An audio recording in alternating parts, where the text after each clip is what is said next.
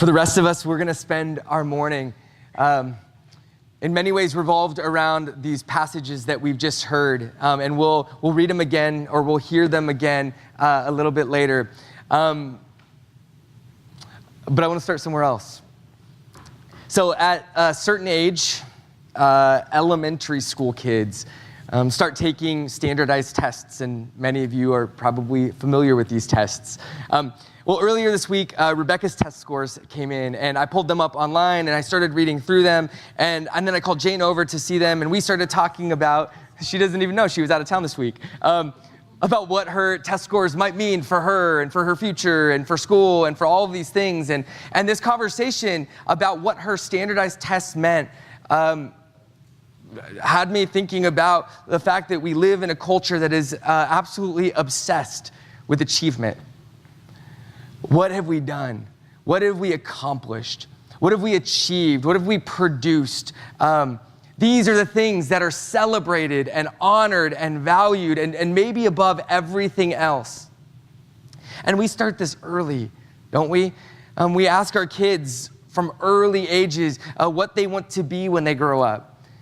And this question is never about the kind of person that they want to be. It's always about what they're going to do when they get older, right? Their future career, what they're gonna make money doing and support us when we are ready to live with them.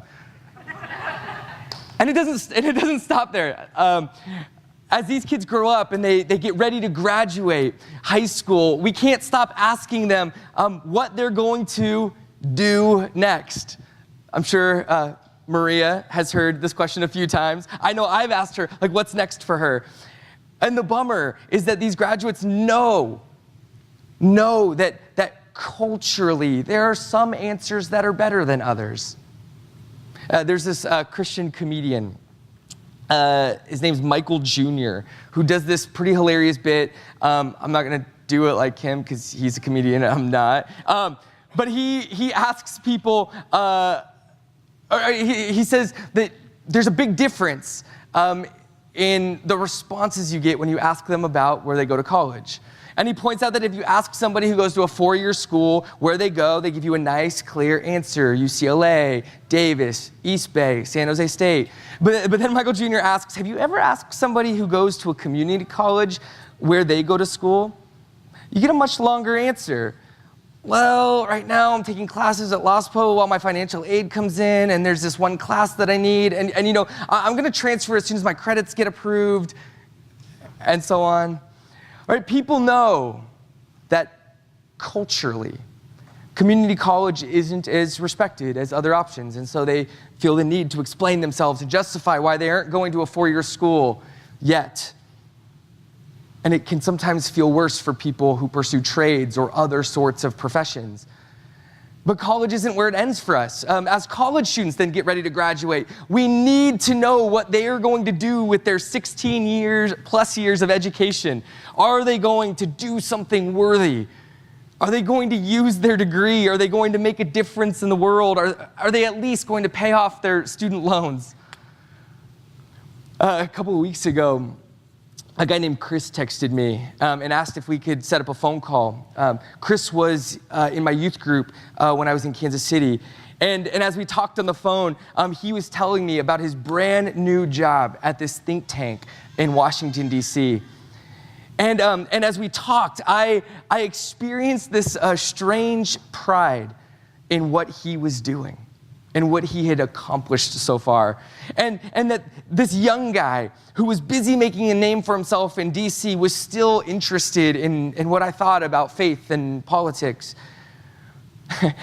As I was preparing for this morning, this thought struck me. Chris is so much more than what he is doing. Duh, right? I know that. Deep down, I truly care about Chris, about who he is. But in our conversation, I treated him as though the only interesting thing about him is what he is doing. We can be obsessed with what people can do, what they can accomplish, what they can achieve. Some have described our culture as a merit-based society, a society where your place, your value are entirely dependent on what you have achieved or have the potential to achieve. As a country, we have an economic system that values certain people and what they do over other people and what they do. As a country, we're busy debating right now whether we should establish an immigration system based on merit or what you can do. Every corner of our lives is touched by what we do or what we produce, achieve, or attain. Even our faith. Our faith that is first and foremost about the grace of God. Our faith that starts and stops with what God has done for us. Our faith, which is fixed on the completed work of Jesus, somehow twists and becomes principally about what we do.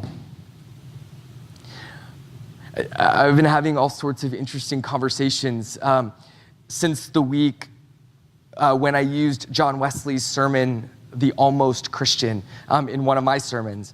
That week I talked about John Wesley and how Wesley makes a distinction between the almost Christian and the altogether Christian. And over again, I keep finding that people do not want to be identified with the altogether Christian. Now, nobody wants to be the almost Christian, but nobody can bring themselves to say that they might be the altogether Christian because we all have this deep sense that we are imperfect. Even though during that sermon, I specifically said that the altogether Christian is imperfect. One of my favorite responses to that sermon was when someone told me a few weeks later that they were pissed at me for that sermon. Kind of joking, kind of not. Again, because they heard altogether Christian sort of through our cultural ears and assumed that this person, this altogether Christian, must be someone who does everything right, who is completely faithful in every instance. Otherwise, how could they possibly be an altogether Christian? But again, I made the point that morning that the almost Christian, that the almost Christian is the one who does everything right, who has the appearance of godliness, but that there is something missing that the altogether Christian has. And we'll come back to what the altogether Christian has, but I want to pause here just for a second because I think these conversations have been really important to reveal something about the way that our merit-based culture takes over and even controls our grace-based faith. See, our merit-based culture wants to celebrate what we can do and what we have done or what we will do. But our grace-based faith in Jesus Christ wants to make it clear that our identity, first and foremost, is a gift from God, and that our significance comes from God alone, and that God speaks over us who we are, and that is where life is found. To dig into this a little bit, I want to introduce you to the work of a couple men. Frank Lake was a psychologist, and Emil Brunner was a theologian. Together, these two men were working to figure out why there was such a high rate of burnout among missionaries working in this really hard region of India, and this was decades ago. The project was really simple.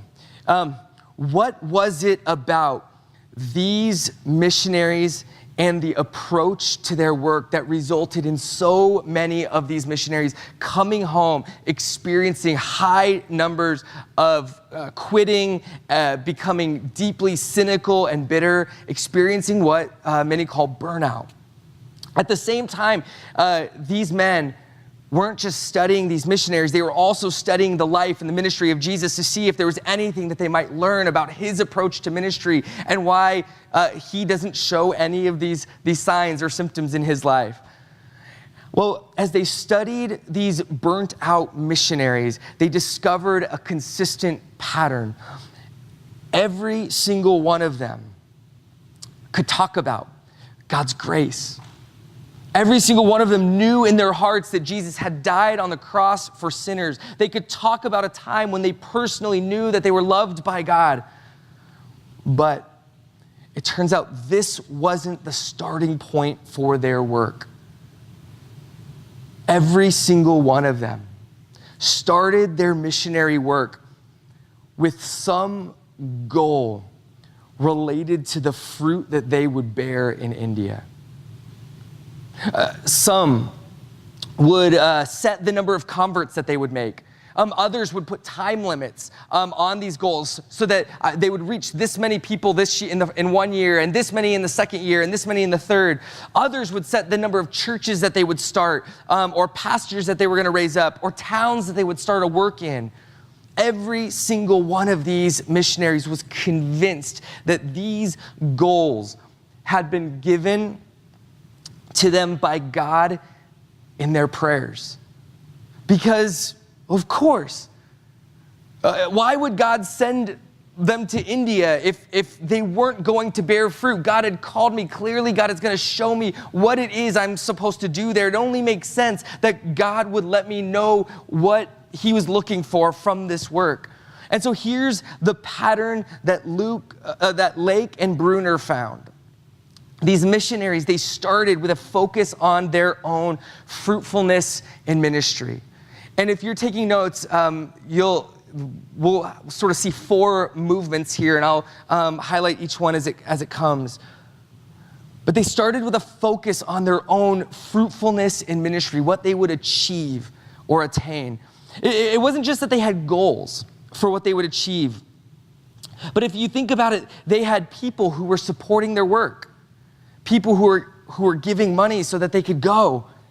There was a school that was sending them. They had their own personal sense of calling, and there were all of the failures that had gone before. This place was known for chewing up missionaries and spitting them out, and so there was this many were going one after the other. And so these missionaries were looking for a sense of significance in their success. And so significance is the next move that happens for them, so that bearing good fruit would bring them a sense of the significance that they were looking for in their lives. They would reach people where others had failed before. They would be successful missionaries. They'd make their families proud. Their donors would be glad that they had supported the work because there was something to show for it. Achieving, doing, accomplishing, bearing fruit, these all bring a sense of significance. And so then they would move to a place of sustenance. That's the third one. You develop habits and practices that help you sustain this sense of significance. You work harder to produce more fruit so that you can stay significant. These acts of sustenance include whatever you have to do to keep up appearances so that you feel significant, so that others see you as significant. But of course, this only works if you can bear the fruit that you set out to get. What happens when you're sent to a region in India where it's really long and slow work? What happens when you miss a number goal, or when it takes 3 years just to see one person come to faith, or when village after village kicks you out because of your message? What then? Who are you? Are you significant? See, all of this simply confirms that you've fallen short of significance, at least in all of the ways that you expected or others expected of you. In this case, your efforts at sustenance are really about bearing the fruit that will get you the significance that you have been after. All of this All of this, the effort to bear fruit, to achieve something, the significance that's tied to your accomplishments, the habits that sustain you in this drive, all of this is for the one thing that all of us, every single human being longs for in our deepest places, even if we can't name it, a sense that we are loved. We are looking for acceptance. And that's the fourth one. Does God accept me? Will God love me if I fail in India, fail at whatever it is I've set out to do? Does my family accept me? Will they love me if I have nothing to show for my time and my effort over these years? Do I accept myself? Can I love who I am if I am a failure? Frank Lake and Emil Brunner identified this pattern in every one of their burnt out missionaries.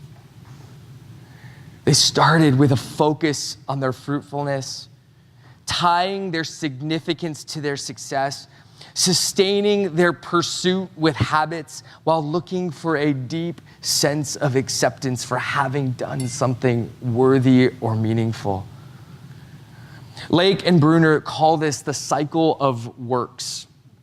And they observed in missionary after missionary the ways this cycle crushes our soul and leads to missionary burnout.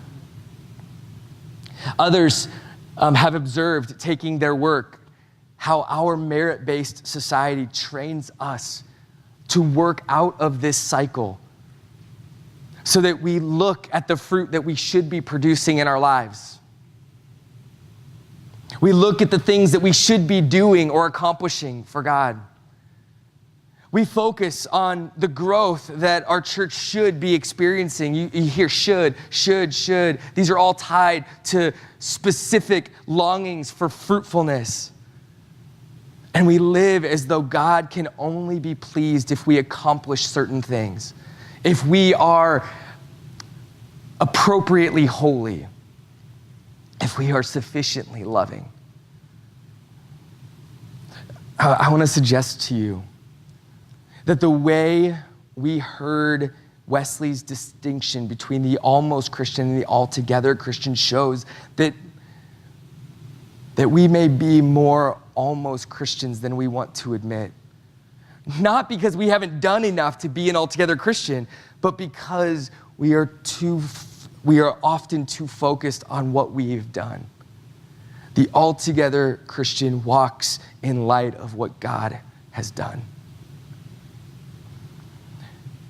Lake and Brunner discovered this pattern in these missionaries because while they were studying these missionaries, they were actually also studying the life of Jesus, the life and the ministry of Jesus. I said this earlier, and I want to show you what Lake, I keep wanting to combine their names, Lake and Brunner, not Luke and Brainer. Luke and Brunner. Lake and Brunner. Ugh. Okay. They noticed that all four Gospels are clear. Before Jesus ever does anything in public, something critically important happens. Jesus travels down to the Jordan River where he is baptized by John. It is there where God announces Jesus' identity. This is my dearly loved Son, with whom I am well pleased. I think about that, right? Before a single teaching, before a single healing, before Jesus overcomes any sort of temptation in the wilderness, God speaks a word of love, of affirmation, of acceptance over Jesus. Paul will later tell us in his letters that Jesus is the word of acceptance that God speaks over us before we ever did anything. This is where everything in Jesus' ministry starts. He knows that he is accepted. He knows that he is loved by his Father. But Jesus doesn't stop with a single experience with the Father in the river, but Jesus engages in practices and habits that sustain him in this truth. He doesn't pray so that he can bear fruit. He doesn't read scripture so that God will be pleased with him for having a quiet time. Jesus prays because he knows the love of his Father, and he's excited. He draws near to seek his Father. And when Jesus prays, he's reminded of that love. When Jesus goes to the synagogue on the Sabbath, it's not because good Jews go to the synagogue. It's because he knows the Father's love, and he knows that it's in the synagogue where he will hear the scriptures with his brothers and sisters, and he will hear the testimony of God's faithful love throughout history. Jesus finds sustenance in habits and practices that remind him that God accepted him and calls him and sustains him. And it's here where Jesus is able to find his true significance. His significance comes from his relationship with the Father. He is God's Son. The crowds call him a prophet. Others want to call him king or Messiah. But he doesn't receive these. For Jesus, the only thing that matters is what the Father says of him. And Jesus climbs a mountain with Peter, James, and John. We heard this read earlier. There, the Father appears and he speaks, "This is my dearly loved Son. Listen to him." It is this God-given significance that allows Jesus to bear fruit. It's important to point out that while he is able to heal and teach, sometimes he can't heal, and sometimes people cannot understand him. The fruit is ultimately out of his hands, but he knows this, and he knows that the real fruit of his life actually won't even come until he's dead. And so it does no good for him to seek after fruit that he might decide is important to produce. Jesus has zero interest in predicting the outcomes of his work. He leaves all of that to the work of the Holy Spirit. He simply embraces the identity given to him by his Father. And he remains close to the truth. And he submits his life to his Father as a son who knows that he is dearly loved. Hopefully this little look at the life and the ministry of Jesus gives you enough to see what Lake and Bruner saw. They saw a way of living with God that begins with grace, a way of living with God that overflows with grace, a way of living with God that ends with grace, a way of living with God that is all grace. They noticed this pattern in Jesus, and they called it, because they were really clever in their naming, the cycle of grace. And it was only after they saw this cycle of grace lived out in Jesus that they were able to see what was going wrong with so many of their missionaries.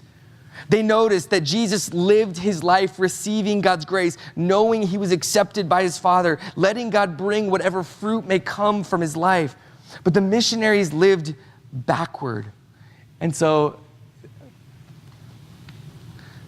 the missionaries lived backward. They lived their life in pursuit of God's acceptance, trying to bear enough fruit, trying to do enough good to gain God's approval. Friends, this morning, I just want to remind you that grace is the only path where life is found. But we live in a culture that is so completely obsessed with what we do that it is harder than I think we realize to resist